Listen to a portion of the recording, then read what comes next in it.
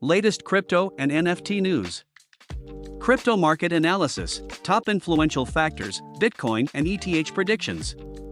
As 2023 begins, many speculations of a bull run in the crypto market are coming up based on the current trends and patterns.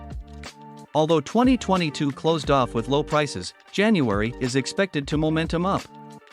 This article analyzes the factors that will determine prices and the movements of major cryptocurrencies for the year. When it comes to the beginning of the year, the recession is most likely to affect crypto prices. The 1st of January has begun with small green signals in Bitcoin and Ether charts, but this doesn't mean that recession has died down. In 2022, BTC prices dropped below $20,000 from $31,000. In 2023, there's a high chance that Bitcoin might outperform or underperform based on current trends.